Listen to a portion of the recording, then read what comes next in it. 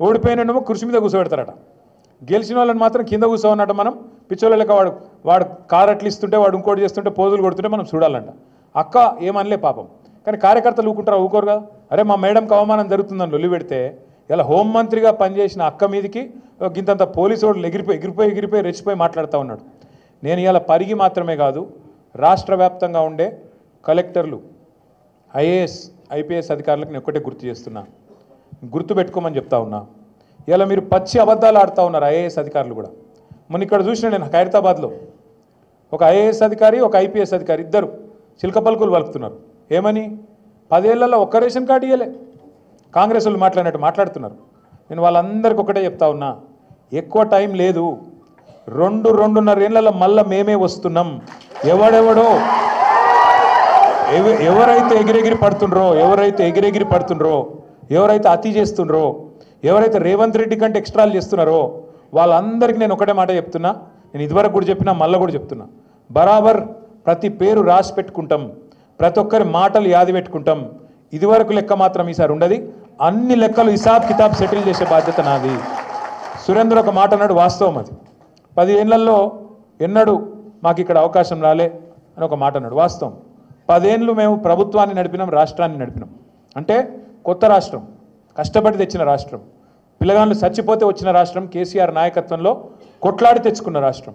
ఇటువంటి రాష్ట్రంలో ఇల్లు చక్కదిద్దుకున్నట్టు మరి కొత్త సంసారం, కొత్త కాపురం కాబట్టి బ్రహ్మాండంగా చేయాలి. మంచిళ్ళేంది, పొలాలకు సాగునీళ్ళేంది, సంక్షేమ పథకాలేంది, పరిశ్రమలేంది, చెట్లేంది, పర్యావరణం ఏంది, ఒక్కొక్కటి తపస్సు లెక్క తీర్చుకుంటూ వచ్చినాం. ఎలా గర్వంగా చెప్పుకోవచ్చు ఏం సాధించింది తెలంగాణ 10 ఏళ్లలో అంటే. సరే మనం 1.8%తో మనం ఓడిపోవచ్చు. ఇప్పుడే మహేష్ అన్న ఒక మాట అన్నాడు, కొత్తగా గిన్ని గ్రామ పంచాయతీలు చేసినాం, గిన్ని తాండా పంచాయతీలు చేసినామని. ఎప్పటి నుంచో చెప్తున్నారు కాంగ్రెస్ వాళ్ళు, 78కెళ్ళి తాండాలు పంచాయతీలు చేస్తామని. చేసిర్రా?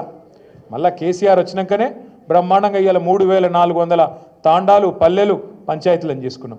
అట్లాగే కొత్త మండలాలు చేసుకున్నాం. మీ మహమ్మదాబాద్ కూడా అయింది కదా, చౌడాపూర్ అయింది, మహమ్మదాబాద్ అయిందా లేదా? రెవెన్యూ డివిజన్లు చేసుకున్నాం, కొత్తగా జిల్లాలు చేసుకున్నాం. వికారాబాద్ జిల్లా కావాలని ఎప్పటి నుంచి ఉండే మీకు కళ? ఇవాళ ఇక్కడికి వచ్చినాం, చాలా దూరం వచ్చినాం అంటున్నారు. ఒకప్పుడు రంగారెడ్డి కలెక్టరేట్ ఎక్కడుండే? హైదరాబాద్లో లగ్డికాపుల్లు ఉండే. మరి ఇవాళ ఏడుంది మీ కలెక్టరేటు? వికారాబాద్లో మీ కూతవేటు దూరంలో ఉన్నది. అంటే ఇవన్నీ కేసీఆర్ చేయలేదా?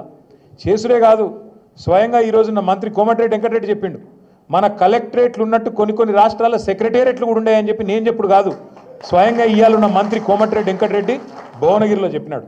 అద్భుతంగా కొత్త పంచాయతీలు, కొత్త తాండాలు, కొత్త మండలాలు, కొత్త రెవెన్యూ డివిజన్లు, కొత్త కలెక్టరేట్లు, ఐఏఎస్ ఐపీఎస్ అధికారులు మీకు అందుబాటులో, మీరు యాడిగో 100 కిలోమీటర్లు పోయి అక్కర లేకుండా మీ గడప ముంగటికి పాలన తెచ్చిన నాయకుడు కేసీఆర్ గారు. అది మాత్రమే కాదు, ప్రతి గ్రామంలో భారతదేశంలో ఎక్కడ కూడా లేదు ఇవాళ మన దగ్గర ఉన్న పరిస్థితి. నర్సరీలు, పల్లె ప్రకృతి వనాలు, ఇంటి ముంగట నల్ల, అట్లాగే బ్రహ్మాండంగా ప్రతి ఊళ్ళో ఒక రైతు వేదిక, ప్రతి ఊరిలో ఇవాళ ప్రకృతి వనంతో పాటు డంపింగ్ యార్డు, అట్లాగే శ్మశాన వాటిక, వైకుంఠధామం ఎక్కడ ఉన్నాయా భారతదేశంలో? ఎవరన్నా ముఖ్యమంత్రికి ఇంత సూక్ష్మంగా ఆలోచించినోడు ఉన్నాడా? పల్లె ప్రగతి, పట్టణ ప్రగతి ఇంత పెద్ద ఎత్తున ఆలోచించి ఇవాళ ఈ వర్గం ఆ వర్గం అని కాదు, రైతులు కడుపులో పెట్టుకుని చూసుకున్నారు కేసీఆర్ గారు. 24 గంటలు కరెంటు వ్యవసాయానికి ఉచితంగా ఇచ్చిన ముఖ్యమంత్రి భారతదేశంలో ఎవరైనా ఉన్నారా స్వాతంత్రం వచ్చినాక? ఒక్కడు కేసీఆర్. 73,000 కోట్ల రూపాయలు రైతుల ఖాతాల్లో 11 విడతల్లో జమ చేసిన నాయకులు ఇంకెవరైనా ఉన్నారా భారతదేశంలో ఇప్పటి వరకు? కేసీఆర్ తప్ప. మరి నేను అడుగుతా ఉన్నా, ఇవాళ తప్పెవరిది? మనది, కార్యకర్తలది. సార్ పనిచేసిండు, కానీ ప్రజలకు అర్థమయ్యేటట్టు చెప్పుట్లో మనం ఫెయిల్ అయినాం, మనం విఫలమైనాం. ప్రజలకు మనం చెప్పుకోలే, వికారాబాద్ జిల్లా చేసినామని చెప్పుకోలే, బ్రహ్మాండంగా కొత్త పంచాయతీలు చేసినామని చెప్పుకోలే, తాండాలకు మరి ఇవాళ 6 నుంచి 10% రిజర్వేషన్ గిరిజనులకు పెరిగిందని మనమే చెప్పుకోలే. ఏ రకంగా ఇవాళ తెలంగాణలో 10 ఏళ్లలోనే ఎన్ని విషయాల్లో మనం ముంగటికి పోయినామో చెప్పుకోలేకపోయినాం. అవతలోడు ఏం చేసిండు, దాన్ని అండగా పెట్టుకుని మనం చెప్పుకోలే. అవతలోడు వచ్చి ఆశ చూపెట్టిండు. కేసీఆర్ 2,000 ఇస్తుండా, నేను 4,000 ఇస్తా. కేసీఆర్ లగ్గానికి 1,00,000 రూపాయలు ఇస్తుండా, నేను మీదికెళ్ళి తులం బంగారం ఇస్తా. కేసీఆర్ ఇచ్చే 1,00,000 రూపాయలు పెళ్ళి అయిపోయినాక, లగ్గం అయిపోయినాక 2 నెలలకు వస్తున్నాయి. అదే నేను వచ్చినా అనుకో, నువ్వు పత్రిక పెట్టుకో, పత్రిక పెట్టుకున్న రోజే నీకు మళ్ళా కులం బంగారం వస్తుంది, 1,00,000 రూపాయలు వస్తాయి. ఇట్లా కథలు చెప్పే వరకు పాపం నమ్మి ఇవాళ బాధపడతా ఉన్నారు.